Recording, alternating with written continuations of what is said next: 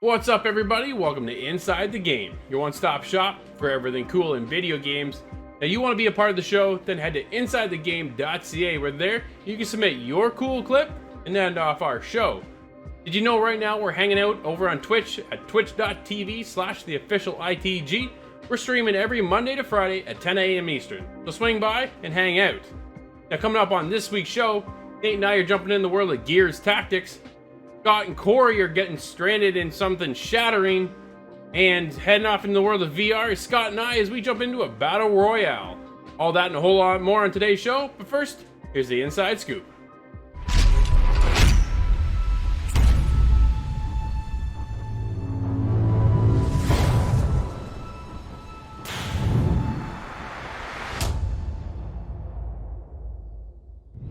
Alright, March 6th has come and gone, and you know what? That was supposed to be the original launch date for Watch Dogs Legion, and while Ubisoft has said they're pushing the game launch back, there has been some speculation, and we're hearing some rumors now, that it may actually be debuted with the PlayStation 5, which puts it for near the end of the year, or at least from the last time we checked into the year. You know, we heard the next gen's gonna drop around holiday 2020, but with the way everything's going on right now in the world and things are getting pushed back, you know, it's hard to say if they are gonna be really, concrete with these timelines. And knowing that a game like Watch Dogs is gonna get pushed to be a debut title possibly with the PlayStation 5, well, where does that leave the new Assassin's Creed game that they have said they are going to be making, and you would assume would be a next gen title and would be a great one for a launch with the next gen? So does that come with Xbox if this one's going with PlayStation? Who knows? There's a lot of things swirling around right now, a lot of information. It's tough to take in what's true and what's not, but this is one to definitely keep your eyes and ears on.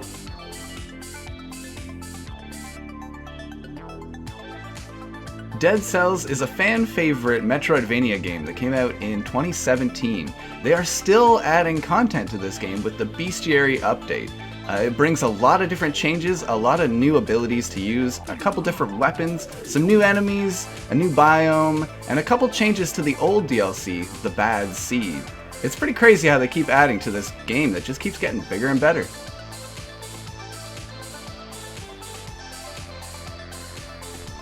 Are you ready to blow up your PC? Are you ready to see what you can't comprehend? Are you ready to feast your eyes on the HD remaster of an already an insanely beautiful game, Crysis? That's right, the legendary game is somehow going to get prettier and brought to all consoles. Yep, all consoles. I'm stoked to rack up my gamer score on the Xbox, but oh my, to be able to play this handheld on the Switch? I'm curious to know how this holds up on that incredibly small beast of a console, but what do you think? Are you going to pick up this game? Which console?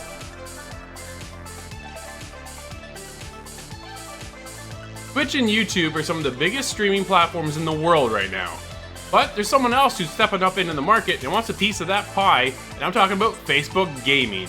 Facebook has seen, obviously, that the rise of streaming is at an all-time high right now because of COVID-19, and everybody thinks they want to become a streamer. Why not? You're all at home, here's a huge opportunity, but Facebook doesn't want to be left out.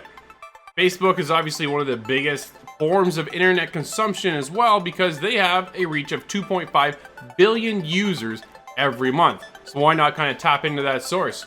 They've seen Facebook Gaming rise 210% from 2018 into 2019, but now that we're into 2020 and things are a whole lot different right now, Twitch obviously has a formula set up, so does YouTube. Mixer is there, but it's not quite where everybody else is, and we'll see what Facebook Gaming can do. Interesting times right now for a streamer.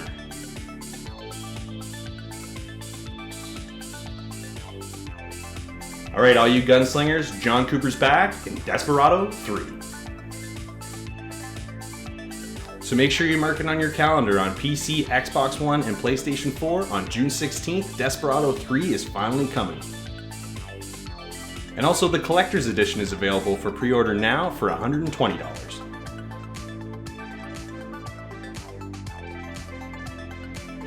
Well, Xbox Game Pass owners, a little bittersweet news from our beloved Rockstar Games. GTA 5 entered the Game Pass family about 4 months ago, which was pretty great for any newcomers to Xbox because most people do own this game by now. But As of May 7th, GTA 5 will no longer be on Game Pass. But instead, Rockstar is going to give us Red Dead Redemption 2. Yep, absolutely, we are getting the newest Rockstar game for free on Game Pass. Sometimes brothers make mistakes. You'll never change. Stay with me. You have to love yourself. The Game Pass already has so many amazing games, so to see you get another one, well, that's sweet.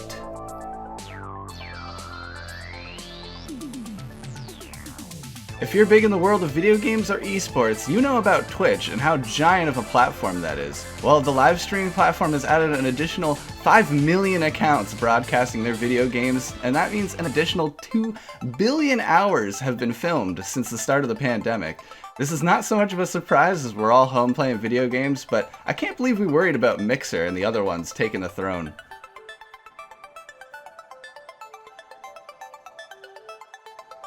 It's been an interesting year as far as next-gen consoles are concerned. We've been getting dribs and drabs of information, but that's about it. Our latest dribs of information come from Sony and the PlayStation 5 DualSense controller, a unique spin on their DualShock series, now going into the DualSense, getting a more touch feel, feedback, haptic gaming kind of sense of where next-gen is heading. But besides that, we really don't know what else is out there.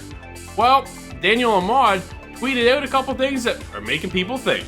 Daniel Ahmad, one of the games analysts in the industry, tweeted, "With E3 cancelled, a lot of the plans, reveals, and announcements have been moved out of that single week. Some are now much earlier, others much later, some still during E3 week. The first proper next-gen console/games showcase is much earlier too." With that little tidbit of information, there's a lot to speculate. A lot of people now are presuming next month, being May, we're going to get the reveal of the PlayStation 5, as well as some more information on the Xbox Series X. Are we going to finally see a price on this console?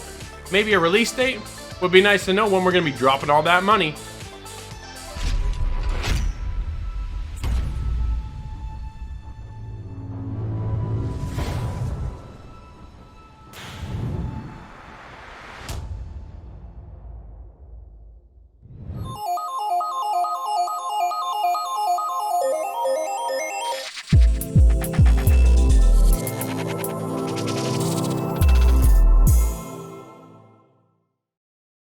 Alright, Drew, we're going to explore the fantasy world of Bless Unleashed.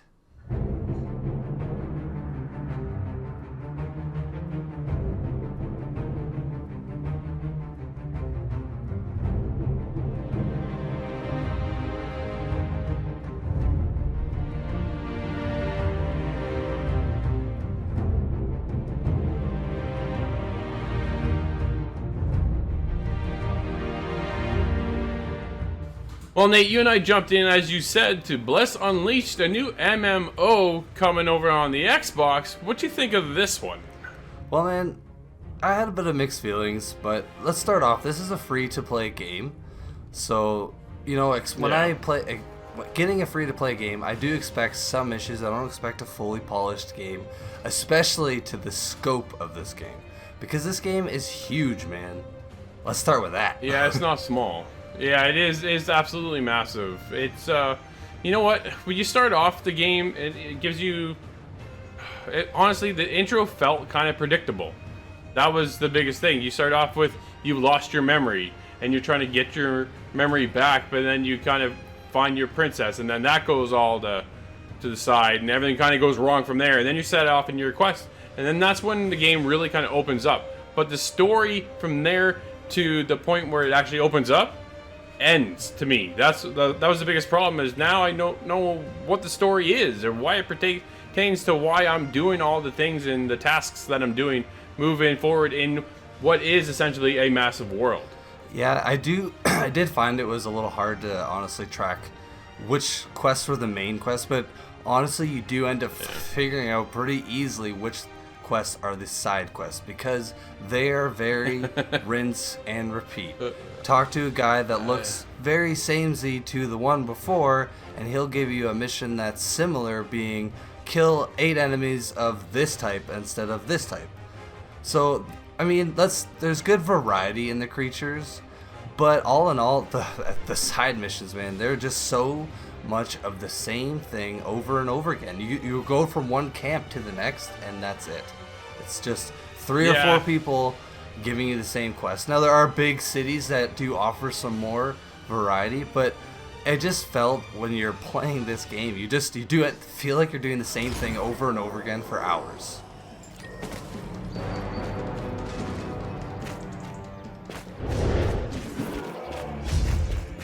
It wasn't necessarily the cleanest execution when we were linking up with friends, and we even had a couple of drops with other people that we were playing with.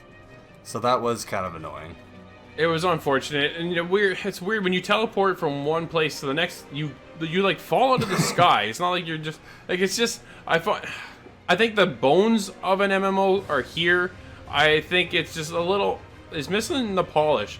Graphically, I didn't find it was the greatest looking game either.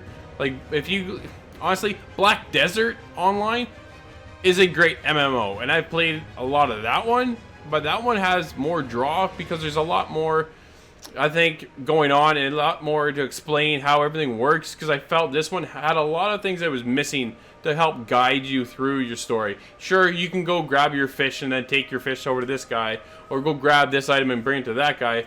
But as you slowly build your way through the world, I found it kind of lost that direction of how to bring a new guy, a new person into the world of an MMO and help guide them through as to what they should do next and where they kind of came from before. You know what I mean? Yeah, especially like let's take storage for instance.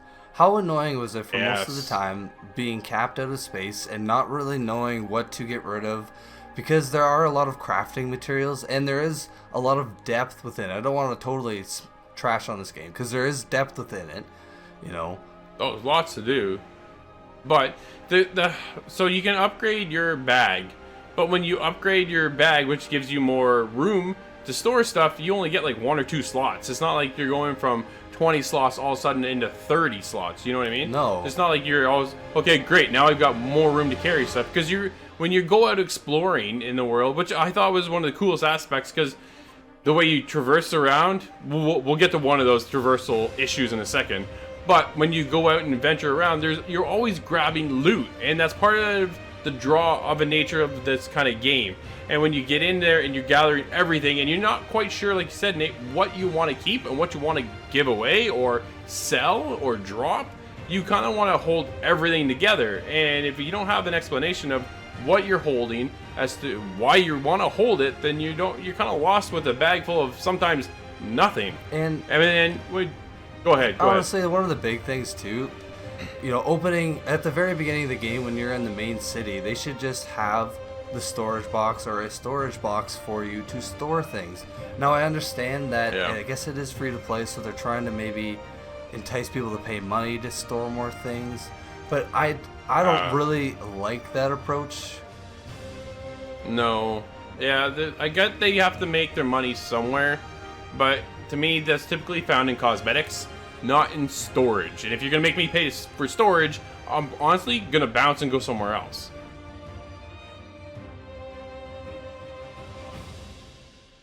Now, when you get around to travel around the world, you can either run or you can get a mount. And the controls for the mount are going to be one of the worst controls I've ever had to deal with. Trying to make my hyena run straight, just straight, was a problem. He was all over the place, and then you try to turn. Man, I was hitting more walls than I was actually kind of able to go through corridors and things like that. It was awful. Honestly, the way that thing moved. The smoothness of the controls, all in all, were really not that great. Just even to get onto your mount, you had to be completely idle, and then then you could hold left bumper and then click it, and then it does this timer thing. See, I my experience with MMOs is Elder Scrolls Online, and now granted it's been out for a long time, so they've had years of polish, but I mean, it's been out for a long time, so maybe just there's some things that they could have taken from Elder Scrolls Online that are really clean, like the horse riding, for instance, that would have helped this game, honestly.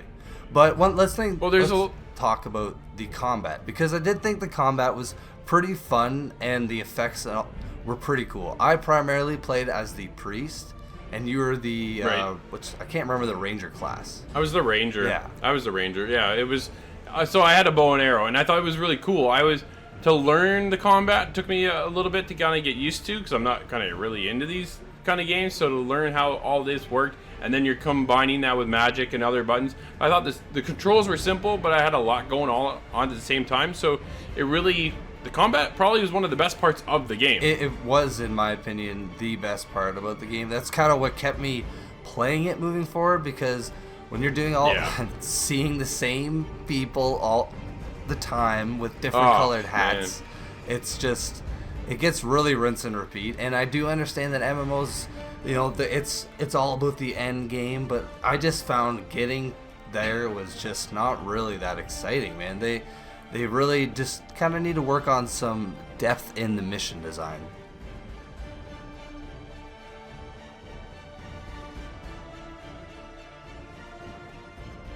Okay, Nate, well, MMOs aren't exactly our thing, but we dove in anyways to kind of have an experience to see if we can find one that would captivate us enough.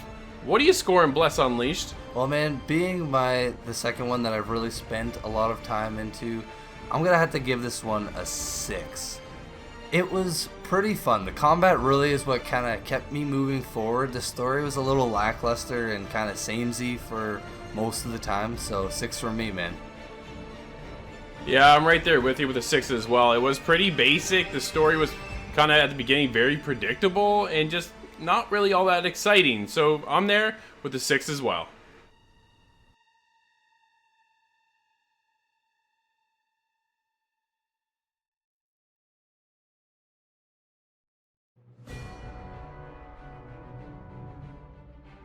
Bless Unleashed has a lot of depth for an MMO, but feels as though it needs polish. The gameplay was what kept us going through the game, while the story felt very rinse and repeat, and kind of lost while we were playing.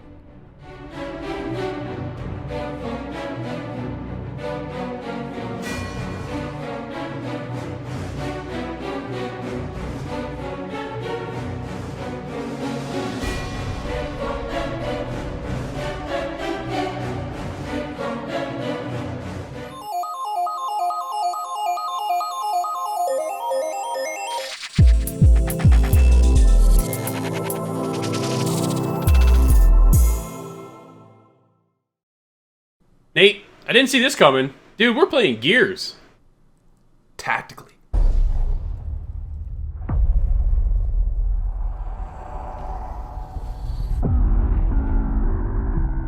They came for us. They invaded every part of our world. So, we did the only thing we could. We set the world on fire.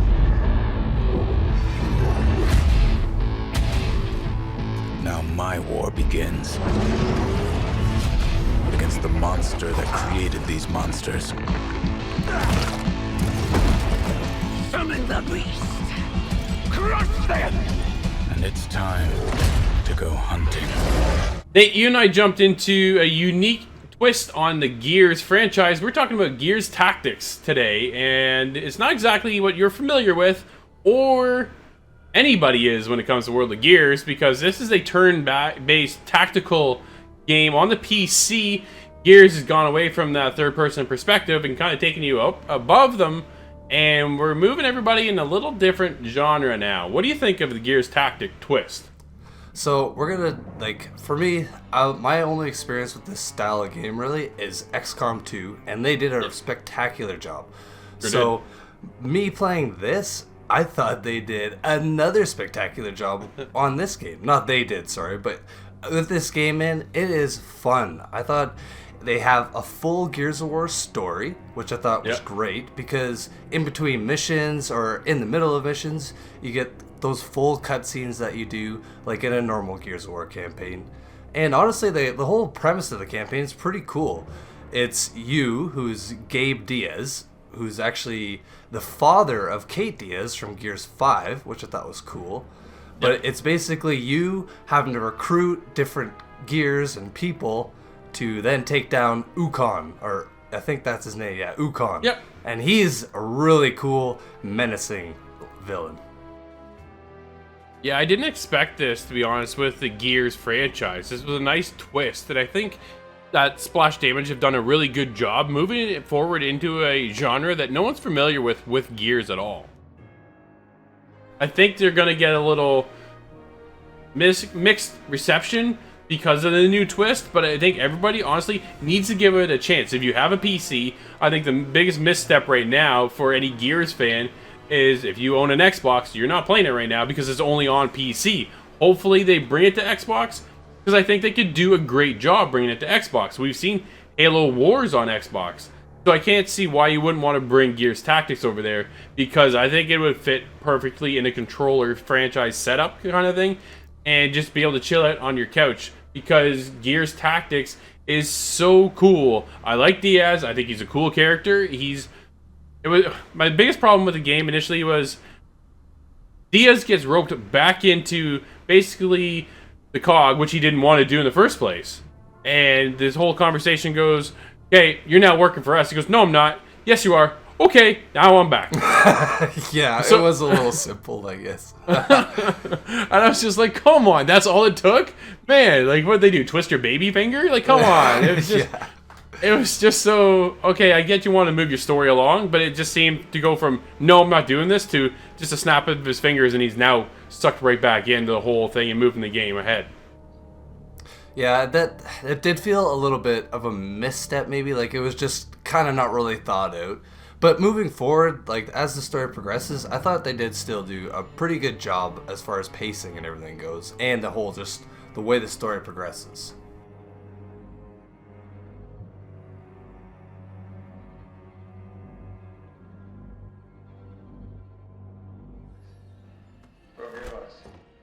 This is the only way.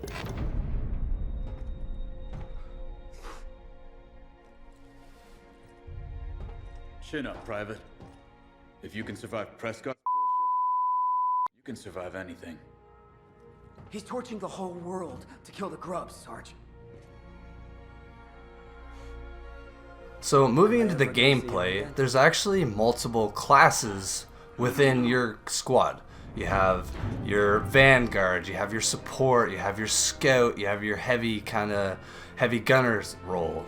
And I thought all that tied in really well with the gameplay, because you really, like, you have to be strategic in this game. Each creature you fight has a unique ability or passive ability, and there's different things like emergence holes where creatures keep spawning in until you throw a grenade. So Yeah, that's cool. I thought they did really well with the combat. They did a spectacular job. And honestly, being a huge Gears fan, the way they tied in all the creatures and how they worked in a normal Gears of War game versus this one, I thought they did an awesome job, man. Like, everything was, it just felt so Gears of War-y, but yet not at the same time. That's cool. I'm not the biggest Gears guy, so for me, coming in as more of a new fan, I was still kind of getting that, oh, cool, this is from Gears, and this is, like, I thought they really did pay attention to what I've played in the past. Gears 5 being the biggest portion of what I played the whole thing co-op, and it was awesome. And then to jump that and see some of that come forward, even though it's a prequel to everything and stuff like that. But I thought it was really cool to see that familiarity between the two games, between the Gears franchise, and that, so you gotta get that comfort zone going on with Gears, but the ability then to strategically plan where you place people is such a pivotal point in either surviving or losing the round. And the way the story moves you forward, that you're going out, you're getting these loot crates, and as well as building up your squad at the same time. Man, I honestly just keep thinking about the game and wanting to play more and go back and play it again, right? And keep going forward with the game, because it is so cool to be able to sit back and go, okay, if I put Diaz over here, and I put my sniper over here, and then I put this guy over here on Overwatch, and then this guy I don't like, so I'm going to take him out of my squad and replace him with so-and-so, and I'll put her over here, and like, so you're jumping all your characters around, and if you do it right, and this is like the coolest part is when you use your Overwatch, the minute anything moves in that Overwatch, they're getting lit up. Exactly, but here's the other part of it too. When you knock the enemies down, you have the ability then, if you have the AP points to move your character forward enough, you can actually do like a special melee kill. Oh, Here- that's I loved how they had all the classic executions from Gears of War implemented into this game. Because that's the thing, sometimes you'll get a critical hit when you're sniping and you just blow off their head like you would with the long shot, but other times you just hit them and you down them. So you get like 2 or 3 turns when your characters are downed or the enemy, so they have the option, or you have the option, to revive each other too. But I found there was a repetitiveness in the kill animation, though, when you're going in to do your special ability kills. And for me, that took away from the experience, because in a matter of the same round, I saw the same kill animation. I was like, man, a little variety in there would have been nice to change that up. You are taking Gears into a new spin as far as this Gears Tactics game is all concerned about. So to bring in other animations for these kill cams and certain unique points of cinematics would have been a nice touch. Yeah, I do agree. So, like I said, they have in all the Gears of War games, if you have the shotgun, you basically do the same style of execution every time with it. So I see where they are coming from, because they are going from what all their predecessors did before them. Sure. But at the same time, you said this is a skirmish style game, so it would have been nice to kind of just have a little more variety, because it does get a little repetitive. But all in all, the game, the mission design isn't too repetitive. They like some, it's usually kind of go point A to point B or defend the zone, but it's not just like 2 to 3 designs for maps. It's like it's pretty consistent on throwing new things at you. Yeah, it doesn't feel stale at all. And then when you do complete a mission and you've gone out and captured some of these loot crates, and that's something you got to pay attention to when you're out there, is if you see a crate, if you don't get it when you're doing the mission, you're going to lose that crate. So now it's kind of this risk reward you're faced with of, do you worry about the onslaught of enemies coming at you, or do you try to get that crate while still kind of taking care of the onslaught of enemies? So it's back and forth, but it's the risk reward of then you get to open the loot crate, which then allows you to go in, customize your characters, which is always one of my favorite things to do in the world. Yes. And then you constantly upgrade, and then you go into the skill tree, and you're doing all sorts of things there. There's a ton of stuff to do in the game, and it was really deep. That's a big part of this game, is upgrading your character. In between missions, you get to go, when you level up your character, you get 2 skill points allotted, and there's a whole massive skill tree, and it's 2-sided, so you can kind of go one route or the other. Yeah. And that's when maybe having 2 different characters of the same type is, that's when you want to have maybe one go this side and one go the other side.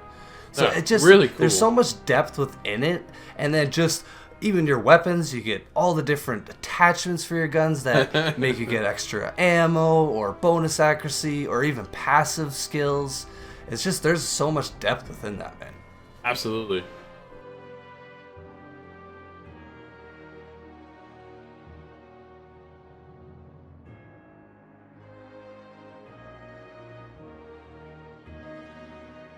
Nate, for a new spin on Gears Tactics, I think kind of hit home with both of us. What are you scoring this one? Well, buddy, just like you said, it struck home, man. Straight out of the park. The story is both really enticing and exciting. Yeah, it was a little bit like, how it all started wasn't necessarily the most creative, but the gameplay, leveling up your characters, that risk reward of them being able to die, I loved it, man. 9 out of 10. You know what? I'm right there with you. I had a great time playing Gears Tactics. I thought it was a nice spin for the franchise. Completely different take. Hopefully they bring it to Xbox for everyone else to experience it. A weak start, but there's so much content within the game that keeps it going forward with a solid story. I had a great time. I'm there with a 9 as well.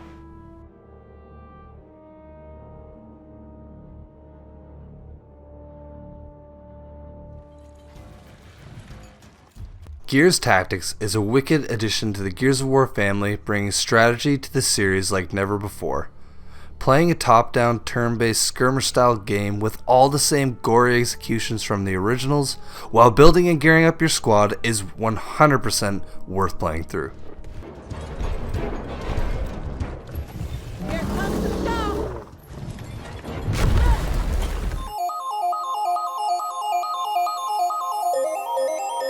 Scott, this week I'm pretty excited, man. We got to check out a pretty cool game, early preview, let's just say that right now, called The Rustler, a top-down, throw-it-back, old-school GTA style game, but in medieval times. Yes. What did you think? Oh, this is what a surprise. This is somewhat of a mix-up because there's a lot of these urban elements in this top-down medieval music, combat oh, man. game. The music's a big standout, and it's hard to say that this game is only in alpha build. So it's having a pretty successful Kickstarter campaign. They've blown through their main target. They've set now some further down the road targets, and there's a lot more content coming to this game, so pay attention to our full review soon of The Rustler. So far, what was your first take of this game? Well, let's just get it this way. So when you jump into this game, you start it up, just the menu music is like this, this little harp playing R&B hip-hop tunes, and it throws you off at first. You're like, what am I getting into? So when you first jump in, yes, I get that very reminiscent GTA 2 camera angle, the top down from the city look. I mean, for me, I loved it because I used to play this game kind of LAN hooked up Grand Theft Auto with my buddies on computers when I was, 10 years old. Like games you shouldn't be playing at that age, but this just brought me back to that immediately. And you get your main character, who happens to be a bit of a degenerate. I guess that's probably the nicest way to put it. And he wakes up after what I would assume is a stupor of some kind, and he needs to get to work because he's late. And it kind of brings you through a bit of the base story at the beginning and kind of gets you a feel for the controls, which I'm going to say right at the beginning, because this is alpha build, I was very impressed that this has full controller support. So I've played with both, and I know you stuck with mouse and keyboard. I actually switched over to the controller, and I really enjoyed myself. I thought they did a really good job at bringing what it would normally be mostly just PC controls with this game to a controller that it makes sense. The controls felt like almost like it was more comfortable than using my mouse and keyboard, especially when it came to looking around and navigating. I found with the keyboard, if you're not active with your mouse, you find yourself walking in the wrong direction while looking in another direction. You know what I mean? And that all comes with, just practice and playing with the mouse and keyboard. So like I said, I've said it many times, I'm pretty pedestrian with it, but I did give it a shot first to see. And I played through the first chunk of this game on keyboard and mouse, and I was like, well, let's try with the controller. And I really did enjoy it. I thought they did a really good job. And just this game has all those Grand Theft Auto feels. And I don't want to keep saying that because I know this game stands on its own, and it is, but it does share a lot of the similar kind of features. You know what I mean? Like if you ever played those types of games, then you kind of know, or it feels, relatable, I guess is the best way to put it. Well, you have a quick save spot. You take your missions from a couple different spots on the map. You have only so many different weapon slots. You ride a horse, but you could lose that. It's very tied to the Grand Theft Auto formula of kind of a not serious attempt at the game. And I love I love the narrative addition to this. I love all the different characters, and all their dialogue really lends itself to a not serious, fun take on the game. You're not supposed to be super hardcore into it, and it is difficult, but it gives you a lot to keep coming back for, and it kind of gives you this sandbox to mess around in. One of the things everybody does in Grand Theft Auto, you just start slaying in a town. and they made that make sense in this game. You can get a shield, you can get an armor, you can get stuff around the map to kind of upgrade yourself in the ways that the early Grand Theft Auto games would do. I really liked that they have the controller support, because a lot of the difficulty was from aiming and moving. That's the twin stick thing. And also the vehicles. The vehicle turning and navigating is so strange. I'm not sure how it works out in the controller. It's not as clean as you want it to be, but I will say it was easier than mouse and keyboard, and that was a big reason I switched over, because I'm like, man, I suck at riding a horse and shooting a crossbow in this game. Is there an easier way to do this? And that's when I found they had controller support. Yeah, I think looking at some of the feedback to this game, a lot of people are thinking that they want the WASD controllers to just be relevant or relative to the screen, Yeah. but they're not. They're relative to your character or your horse. So Yes. when you're moving forward, it's not really forward, it's forward in relation to the horse. That can Yep. get really kind of weird for some people. So Yeah, it kind of tosses you in a kind of a weird spot, right? It's a little difficult sometimes when you're trying to get a handle for a new game, right? So I mean, when the controls start to throw you off a little bit, it is a little, I don't know, uneasy. It's unsettling, I guess. But like you said, there are people that are voicing their opinions, and this is an alpha build, and I think we're both more impressed with the state of the game where it is currently than I think we would probably have more things to say slander about this game, because I think Yeah. we both really did enjoy ourselves playing this one. There was a lot of really fun elements. The art style and graphics overall weren't anything like amazing to write home about, but there was more detail in the towns than I actually thought there was going to be. In the castle area, that whole town and environment there was really well done. I thought there's people and horses and buggies going around everywhere, so it wasn't like some empty map. It was more than Yeah. populated. It did feel kind of like the hustle and bustle of a real city. So in that sense, I think they've done a good job at looking at some of the smaller details in a game like this that make it stand out, nowadays, opposed to being like, well, why wouldn't I just go back and play a game similar to this that was made 15 years ago? Why is this game better? And I honestly think they've done a really good job at bringing it into, a new era. yeah, exactly. It's that medieval slant to it, but it's still silly and it still makes you laugh, and it's still that kind of Grand Theft Auto Yeah. type writing. It's quite a juxtapose. It's nice.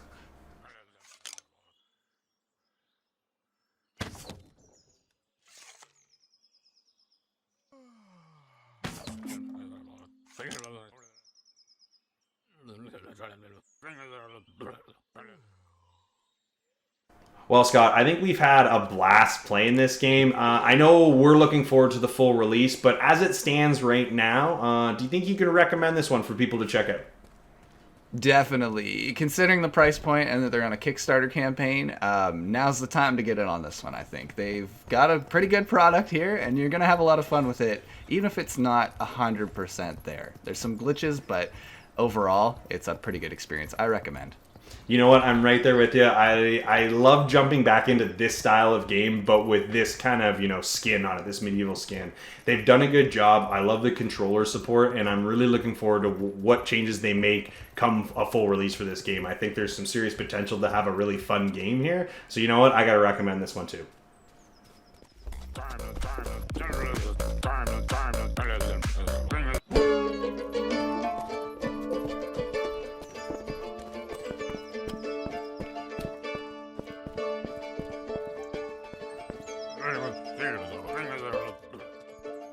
Even in its alpha build state, Rustler manages to bring a new spin to an old classic. With lots of great music and characters, along with full controller support, we're definitely looking forward to this one's full release.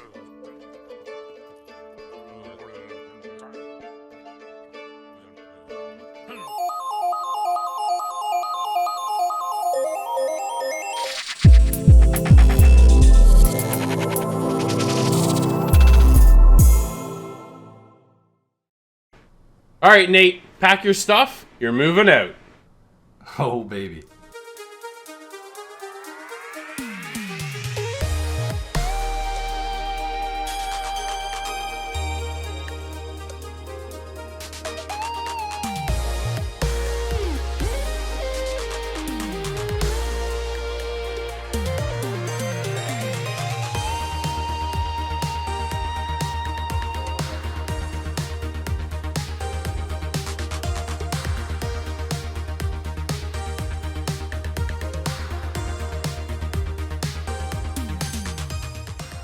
All right, Nate, you and I jumped into a game that is a little unique and yet familiar at the same time. This time we're talking about moving out. And honestly, I can relate this to one of the best creative titles out there, Overcooked. What you think of this title?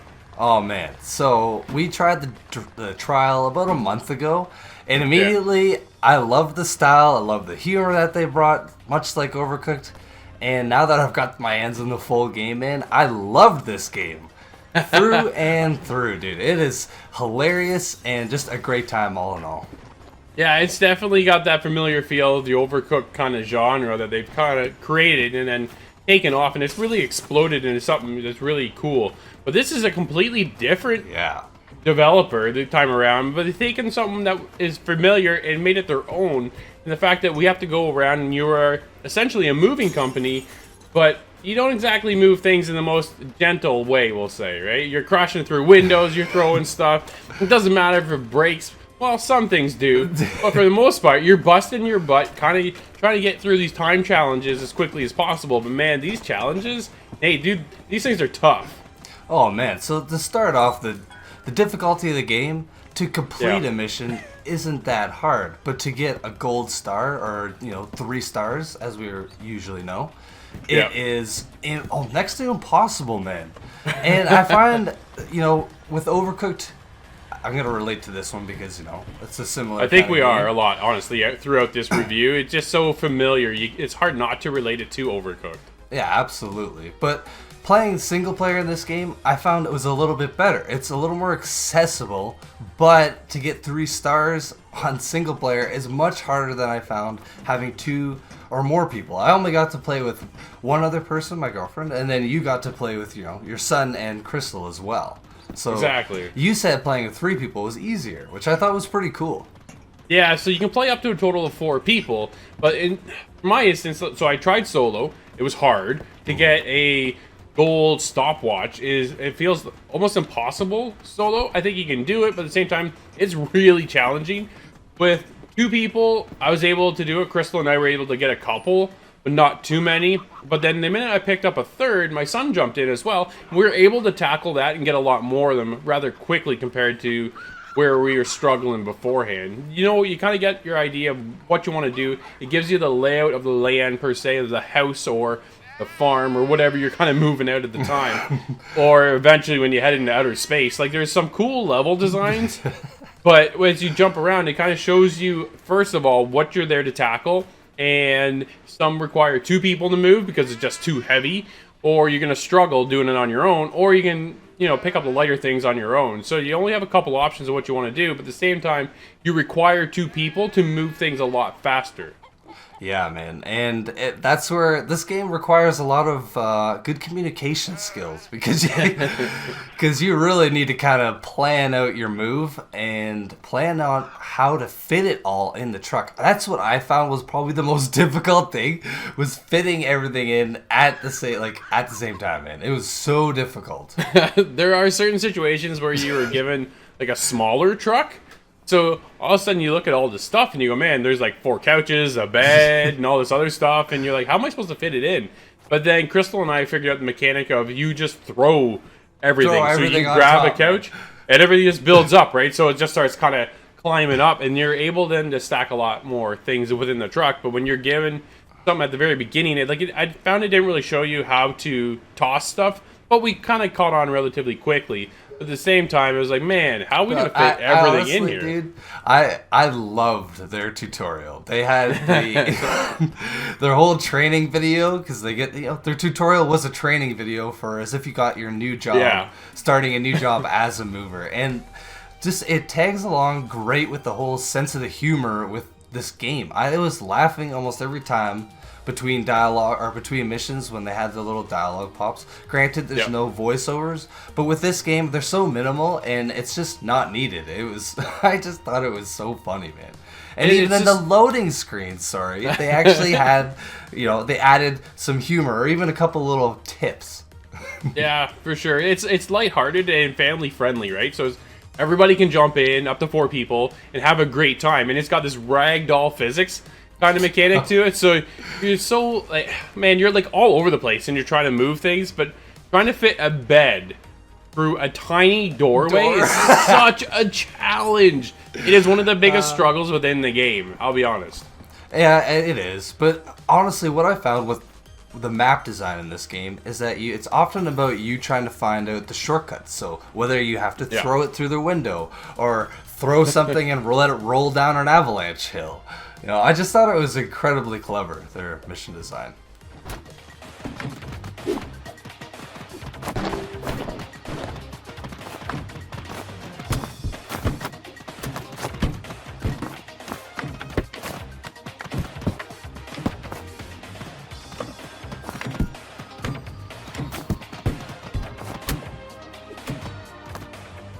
heading back into the mission design, Nate, the way it works is you go to the mission or the house, residence, whatever it is, to pack up and move out.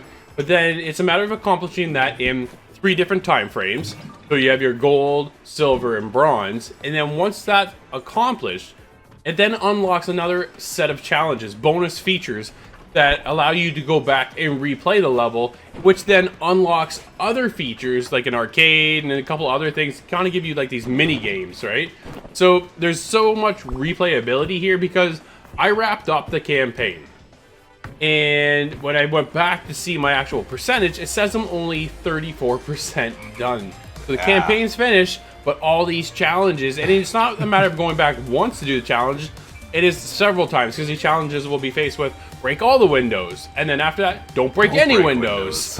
Right? And then, oh, there's all kinds of things. So there's so much to do. I thought they had, like, the map design I thought was pretty clever, going around with your moving truck and just smashing and plowing through everybody.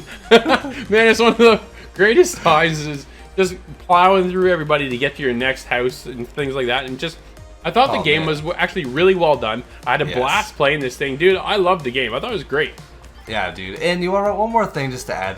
I love the character design in this game. They are absolutely hilarious. You get this guy named Ramon, and he's literally a little cup of ramen noodles. Ramen noodles.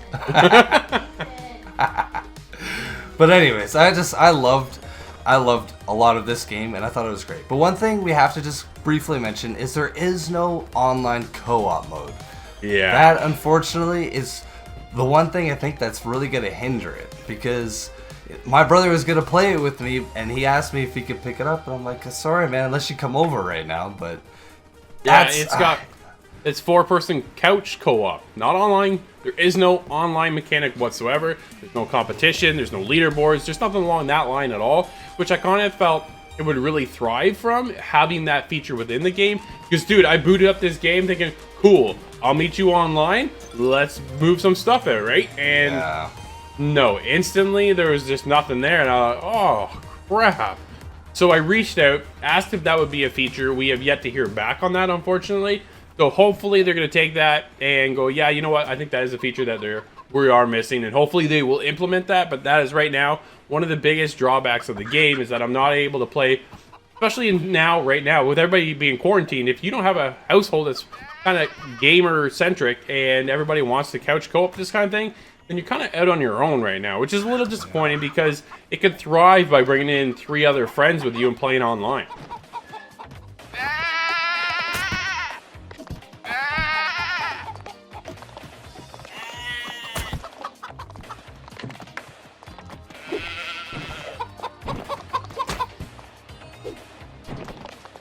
Well, Nate, moving out was a great experience. I think we had a great time playing this. We had a familiar feel in these ragdoll physics with all these crazy characters and storyline. We had a blast. What do you score in moving out? Well, man, this game, the only thing that's hurting it is the lack of online play with co-op play, with your friends. But that all to say, this game is getting a 9, man. I loved it. Everything else was fantastic. That is funny. I thought the overall story, and then you finally feel the wrap up of it all, made a lot of sense. I had a good chuckle out of it. I thought this game had a sense of humor that was really, it's lacking in a lot of games right now, and I like the lightheartedness of the game. I'm there with an 8.5. Nice.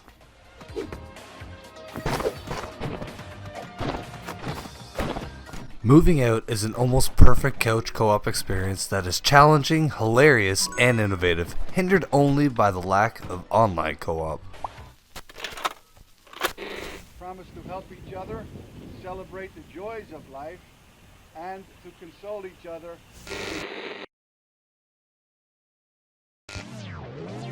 Mankind has been moving and lifting objects since the dawn of time. Welcome, new employees, to the Smooth Moves family. This is your first step to becoming a certified furniture, arrangement, and relocation technician.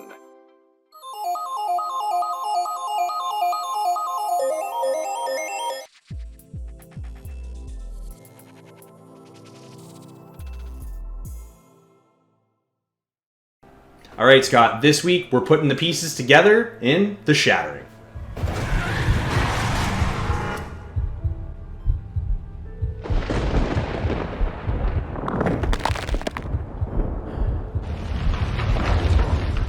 So, Scott, this week we got to check out a pretty interesting game. The first-person kind of point-and-click puzzle adventure style game. I mean, I really don't know how to put this into one kind of exact genre just because of how interesting this game is. The Shattering. What did you think? Well, this is it's somewhat my expertise now, I think. This kind of a game often is described as a walking simulator. That makes it sound really dry and boring, and I kind of, don't agree with that title on this game. No, because this no, game definitely not. actually does a really good job at being really exciting. It's not necessarily a straight-up horror game. It's more of a psychological thriller, but you are in the boots of John, and you have gone through some kind of an accident. You're working with a doctor to explore your mind, figure out who you are, what happened, where your memories went, and just go from there. But that's a very broad description of the game. In practice, it gets a little more gritty.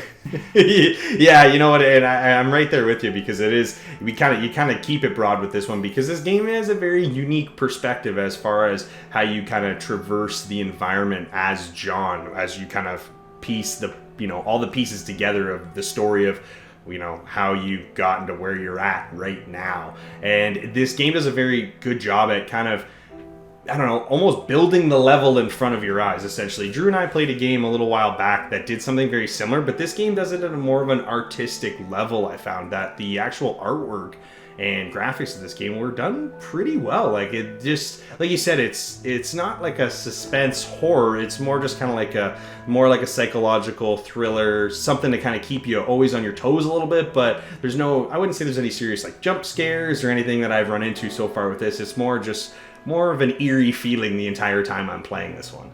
Yeah, it doesn't beat you over the head with its jump scare horror elements. Those kind of things have been done before, and they work well in other games.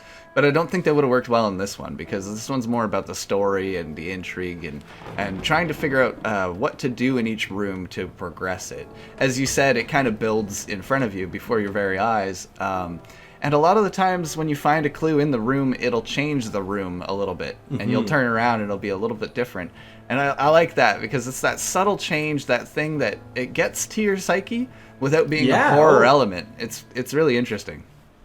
Yeah, it kind of makes you feel like you are in John's shoes. You feel like you are going a little bit crazy, or you're having just as much of a disorienting time figuring out what's going on, right?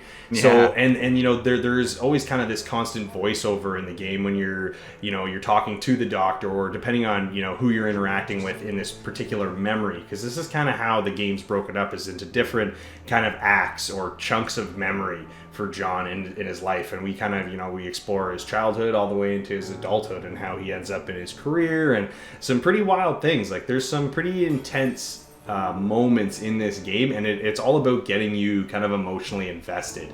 And that's kind of the whole idea. Like, there's probably anywhere between 4 to 8 hours worth of playthrough on this game, depending on how much exploration you want to do. There are puzzle elements that can be tricky if you're not maybe as observant as you should be. Sometimes I know me and you had a couple tough times throughout this one when it comes to figuring out some of the puzzles as just like exactly what's the next step to proceed, because it is linear in that sense, where you are being guided. So, as you collect this clue, now it's onto this one. You just have to find it. You may not know it's there, but it is there. So you grab it and then it's on to the next thing. So it's, you know what I mean? So it is guiding you all the way through, but at the same time, it does feel disorienting because of the way, like you said, they just kind of add stuff to the room or change the environment you're in, or you end up running through some sort of large white expanse to a doorway into the next area of the game. Like, it's such an interesting style of game. Like you said, you've done some of these walking sims before, but I feel like this one is so unique in its art style alone. Is really what makes it kind of stand out from the rest. Yeah, they've definitely done the the sanity bar, or measuring, the amnesia kind of way of keeping the scaries away has been done before.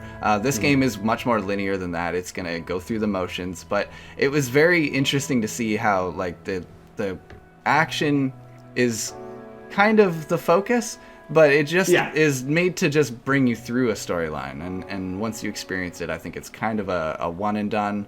Although there are some elements of choice in the conversations. So it kind of gives you this illusion of maybe you can go and do a couple different things, but it really is a linear game. It can be frustrating at times to try and find what the next objective is. to get through it. But when you do get through it, then it leads into, you know, a whole other hallway, or you get into the next door and it's a whole new sequence, and that brings a good a sigh of relief to the action as well.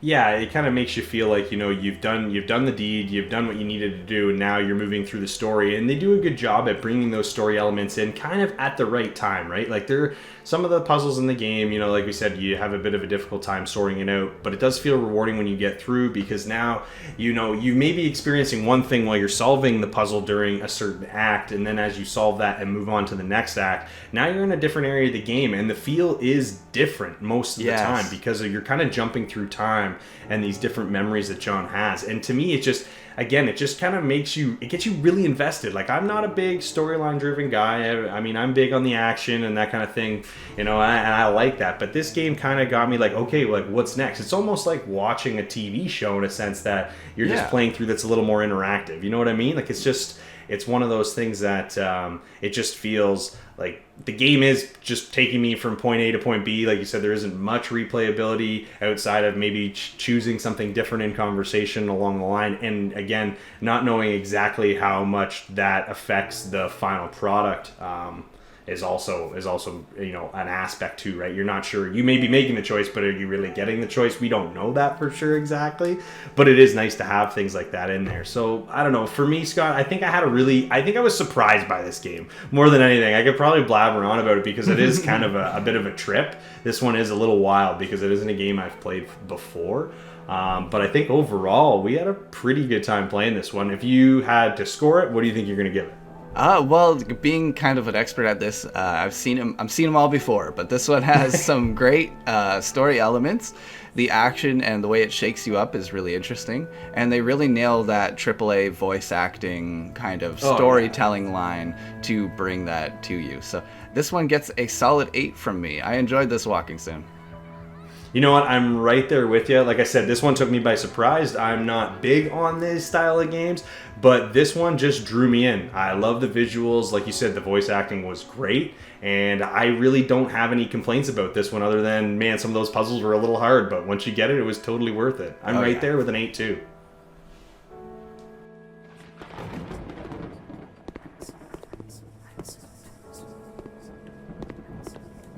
An excellent example of a story-driven walking sim. Emotional with mind-bending action. A different dose this time. I know you're tired, John, but we need to take you deeper. We must try again. Well, that'll wrap up this week's show. Thanks so much for sticking around. Now, each and every week, typically you guys end off our show, but this week, we're switching it up. We like to highlight some of our own sometimes, and this week we have Scott doing something pretty funny in Virtual Battlegrounds. We'll see you next week inside the game. Hey, dude, when I look at the map... Achoo! Who was that? I heard you, buddy. Oh, up there. Up on top of that snake.